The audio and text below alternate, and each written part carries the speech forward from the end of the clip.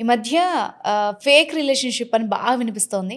అసలు fake relationship అంటే ఏంటి? ఫేక్ రిలేషన్‌షిప్ అనేది దానికో ప్రతిదానికి ఒక పేరు ఇవ్వడం అలవాటయిపోయింది గాబట్టికే, హ్మ్. మనం కూడా అలా ఇవ్వాల్సొస్తుంది ఏదైనా మాట్లాడాలి అంటే. కానీ ఫేక్ హ్మ్. రిలేషన్‌షిప్ ఏం లేదు.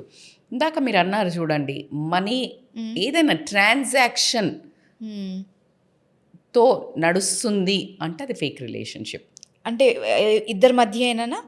ఇద్దరి మధ్య హ్మ్. ఆబ్వియస్లీ ఇప్పుడు హ్మ్. నీ దగ్గరికొస్తే హ్మ్. ఎంటర్టైన్మెంట్ దొరుకుతుందా, లేకపోతే మానిటరీ హెల్ప్ దొరుకుతుందా, లేకపోతే పవర్ దొరుకుతుందా, లేకపోతే ఏదో ఒక టైం పాస్ ఇలా ఏది చూసుకొని అంటే హ్మ్. అవన్నీ పైన పైనవి కదా, హ్మ్. అలా చూసుకొని వస్తున్నారు అని అంటే అది ఫేక్ రిలేషన్షిప్. హ్మ్. ప్రతి జర్నీలో ప్రతి బిజినెస్ తీసుకొనివ్వండి, ఫ్రెండ్షిప్ తీసుకొనివ్వండి, భార్యాభర్తల బంధం తీసుకొనివ్వండి, ఎవరిది ఏ రిలేషన్షిప్ తీసుకున్నా కూడా అప్స్ అండ్ డౌన్స్ ఉంటాయి. హ్మ్. నేను చాలా బాగా మంచిగా మాట్లాడుతూ వచ్చినప్పుడల్లా అందరితో. For hmm. ఎగ్జాంపుల్ మన టీమ్ మెంబర్స్ వస్తారు, హాయ్ మ్యామ్ అంటారు, అది చేసుకుంటారు, like they are very good. Hmm. మీరు కూడా మీతో కూడా నేను ఎప్పుడు చక్కగా వీ హ్మ్. Have a cordial relation. మన కెమెరామ్యాన్స్ కూడా హ్మ్. వాళ్ళు నేను రాగానే బోల్డ్ అంతా హ్యాపీగా రిసీవ్ చేసుకుంటారు. హ్మ్. అండ్ వాళ్ళది చాలా నిజాయితీగా ప్రేమగా నన్ను అని అంత తెలుసుకోలేని వయసు అయితే కాదు నాది. హ్మ్. సో అది అలా అనిపిస్తుంది. ఆ రోజు వాళ్ళ ఇంట్లో ఏదో గొడవ అయింది మన కెమెరామ్యాన్ రంజిత్ ఇంట్లో. హ్మ్.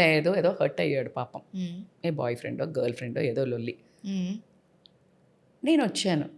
అసలు వాడు చాలా సిక్ సైకో చేస్తుండ్రు అటువైపు వాళ్ళు హ్మ్. ఎవరో హ్మ్. ఇటువైపు ఫోన్లో. నేను వచ్చాను. అది నన్ను చూసాడు. బట్ నాకంటే ప్రియారిటీ ఇప్పుడు ఫోన్లు ఉన్న హ్మ్. లొల్లి వెళ్ళిపోయాడు. ఆ టైంలో నేను ఫేక్ రిలేషన్షిప్ అని అనలేను. అర్థమవుతుందా? సో ఇక్కడ ఏంటి అంటే రిలేషన్షిప్స్లో నమ్మకం అనేది ఉండాలి. హ్మ్. ఇప్పుడు నేను అప్స్ అండ్ డౌన్స్ ఉంటాయి. ఇప్పుడు అబ్బాయి మూడ్ అనేది అతను డౌన్ అప్పుడు. హ్మ్. నేను అప్పుండే దాని రిలేషన్ని రంజిత్కి ఏదో వచ్చి ఉంటుంది, ఏమైందమ్మా, హ్మ్. ఇలా మంచి చెడులో ఉండేవాళ్ళు ట్రూ రిలేషన్షిప్స్. ఓకే. హ్మ్.